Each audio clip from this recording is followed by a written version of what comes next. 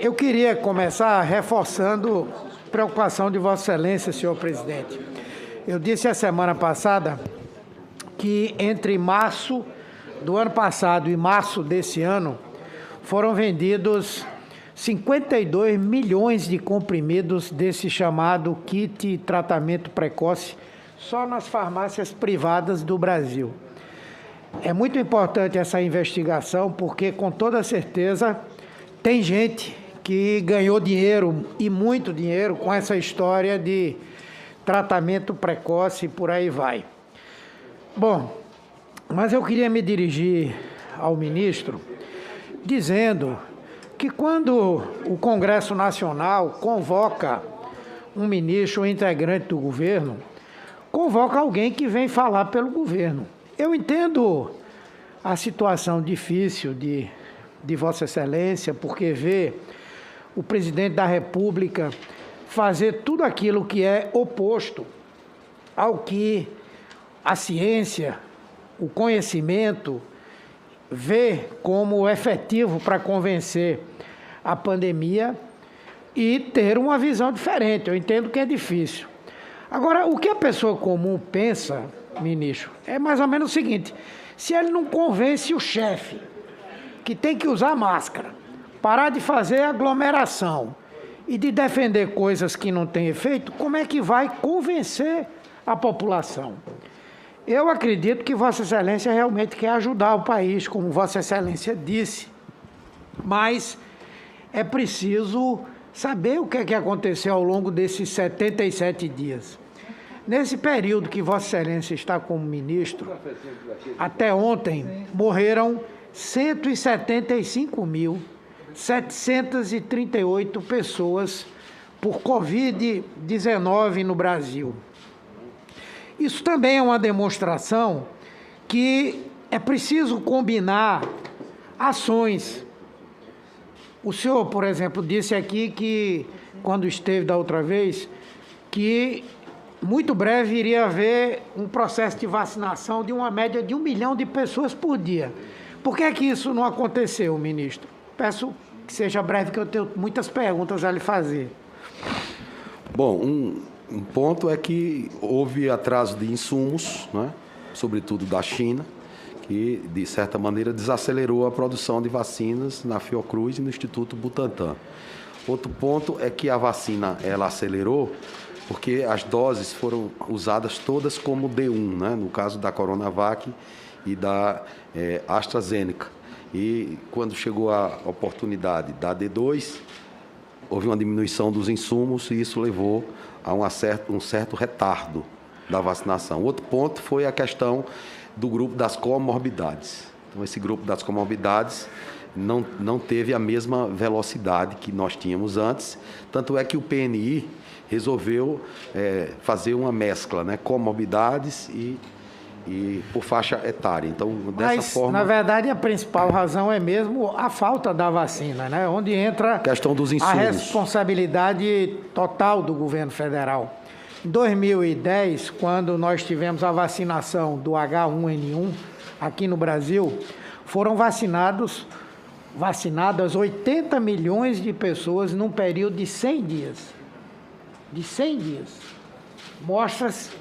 É evidente, então, que nós temos um problema grave, que é exatamente a falta de vacina, pelas razões que nós sabemos.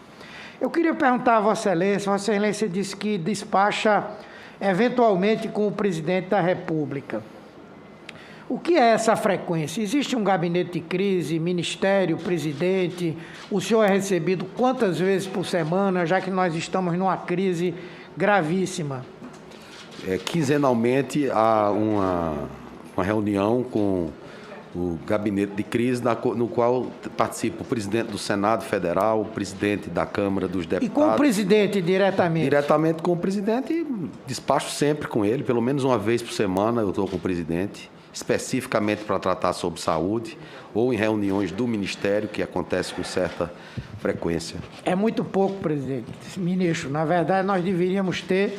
Era um gabinete de crise que o presidente da República tomasse conhecimento de tudo diariamente e tivesse uma participação plena. O problema de Vossa Excelência é o mesmo dos outros ministros que tentaram fazer um trabalho, exceto o ministro Pazuello. É que Vossa Excelência preconiza uma coisa e o presidente preconiza outra. Enquanto Vossa Excelência está querendo defender um enfrentamento com base no que todas as autoridades sanitárias dizem, o presidente da República insiste na sua tese da imunidade de rebanho, faz aglomerações, como foram mostradas aqui, defende tratamentos ineficazes e, com isso, o problema vai se agravando. E agora que nós estamos diante da iminência, pelo que se diz, de uma terceira onda. Na avaliação do Ministério, nós vamos ou não ter uma terceira onda? Qual é a avaliação, o balizamento que Vossa Excelência faz? Senador, até bem pouco tempo, os estados, os municípios, eles tinham uma restrição maior do movimento da população, estavam fechados, né?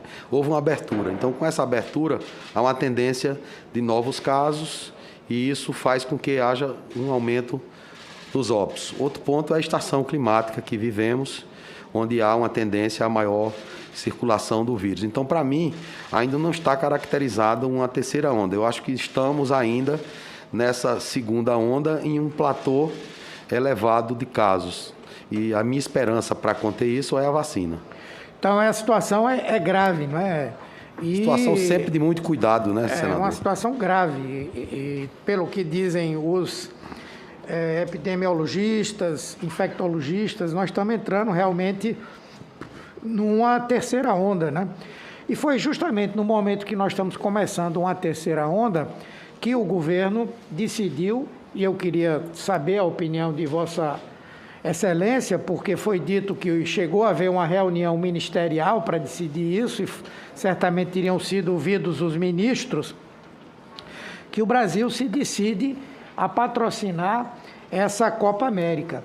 Não é a mesma coisa, a Taça Libertadores e a Sul-Americana e o Campeonato Nacional não são a mesma coisa. Nós vamos receber aqui, durante um período, só de jornalistas, eu pensava que eram 1.600, mas o ministro, o senador Renan, disse que são 2.000 jogadores, comissões técnicas, e nós já tivemos a vivência no Campeonato Nacional. Diferentemente do que disse Vossa Senhoria, Vossa Excelência, não foi uma única pessoa que contraiu a Covid-19, foram mais de 320, entre atletas, comissões técnicas. Houve, inclusive, um caso de morte, um massagista do Flamengo. Vossa Excelência devia lembrar que o primeiro jogo do Campeonato Nacional, no ano passado, foi adiado porque 10 jogadores do Goiás estavam infectados com Covid-19. Então, isso é de um equívoco, do meu ponto de vista, de a gente correr um risco sanitário desnecessário que está sendo proposto que o país viva. Além do mais, vem gente de fora que pode trazer novas cepas.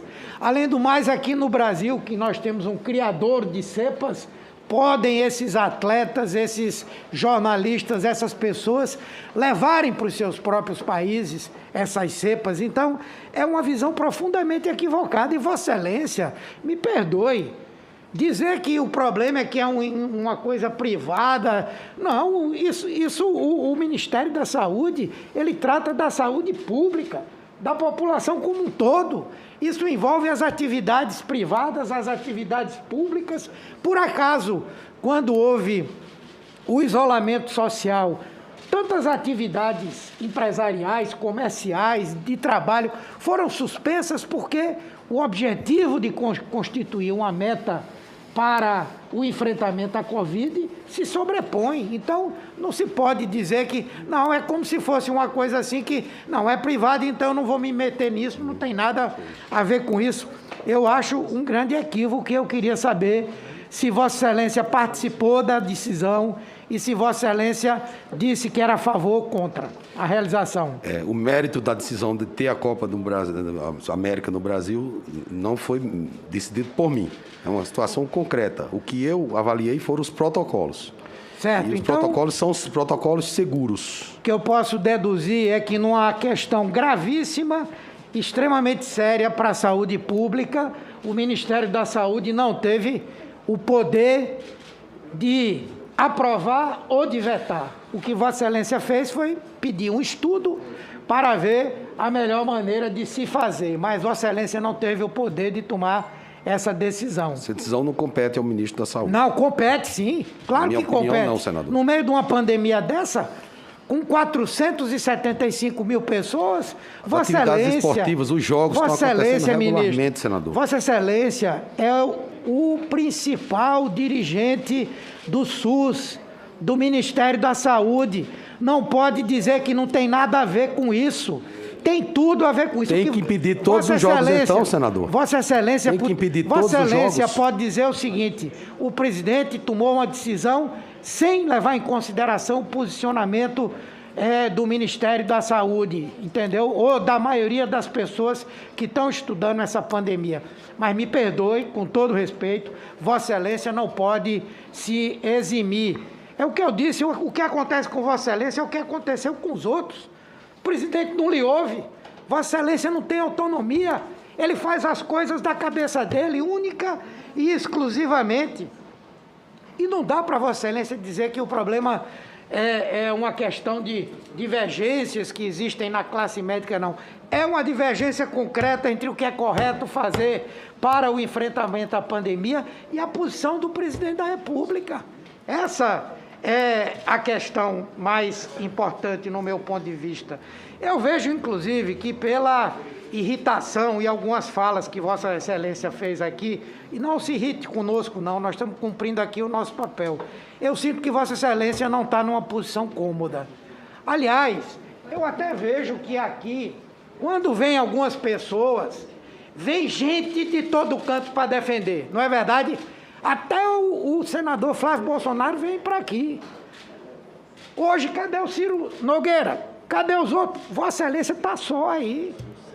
Vossa Excelência está abandonado aqui. Tá certo?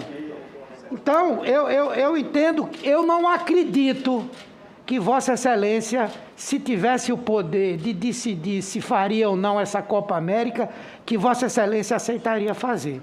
Se o presidente dissesse, a decisão é sua, ministro, eu tenho certeza que Vossa Excelência diria, não vai fazer. A situação de Vossa Excelência hoje é extremamente incômoda. Vossa Excelência foi ao estado de Pernambuco, com muita alegria nós recebemos Vossa Excelência, mas Vossa Excelência não tinha um deputado da base do governo lhe apoiando, lá, lhe acompanhando. Vossa Excelência entregou um concentrador de oxigênio que o governador do estado já tinha entregue. Ainda botaram Vossa Excelência nessa situação vexatória. Quer dizer, eu acho que Vossa Excelência está saindo. Eu acho. Porque eu também torço que não, porque pode vir, não é, pode ser que Pazuello volte, mas eu acho que não há possibilidade de alguém que queira fazer um trabalho sério nesse país, de poder fazê-lo dentro desse governo. É o mesmo problema da doutora Luana. Veio aqui e falou que era técnica, que era não sei o quê.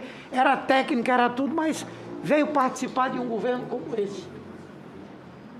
Então, eu espero que esse objetivo seja conquistado, de nós termos toda a população vacinada até o final do ano, mas não acredito muito, não. Por último, eu queria perguntar a Vossa Excelência sobre a questão do kit intubação. Eu recebi informações dos secretários estaduais de saúde de que a situação é muito difícil em relação aos kits de intubação, não é? Eles dizem, por exemplo, que as aquisições por registro de preços nacionais pelo Ministério da Saúde está sendo realizada, mas que as entregas ocorrem de uma maneira parcelada, com pequenos quantitativos. Então, por exemplo, medicamentos como atracúrio, cisatracúrio, rocurônio, que são agentes curarizantes, apresentam uma cobertura menor do que 10 dias em 25 estados. Só daria para 10 dias em 25 estados. Os sedativos, Propofol, Midazolam, apresentam cobertura menor que 10 dias em 24 estados. Eu queria que Vossa Excelência pudesse me dizer bem concretamente e objetivamente, podemos ficar tranquilos, O Brasil pode ficar tranquilo que nenhum paciente vai se acordar porque está entubado e não tem sedação, nem tem uso desses medicamentos que são relaxantes musculares. O Ministério da Saúde garante que não vai faltar os medicamentos que compõem, senador, o kit de intubação. Fizemos uma importação, através da OPAS dos Estados Unidos, 5,5 milhões de itens do kit da intubação, 1 milhão entregue para distribuição essa semana. E para que tenhamos essa tranquilidade, vamos dobrar essa importação, mais 5,5 milhões está sendo providenciado. Afora o mercado nacional que produz. Eu tenho ouvido nas últimas 2 semanas, essa questão tinha diminuído fortemente, mas começou a pressão novamente no sistema de saúde, primeiro numa cidade do Rio Grande do Sul, agora no Mato Grosso do Sul, alguns na cidade do Rio de Janeiro, interior de São Paulo. Já adquirimos esses 5,5 milhões e vamos adquirir mais 5,5 milhões nos Estados Unidos. Essa via está liberada, então o objetivo é não faltar. Agradeço, Excelência.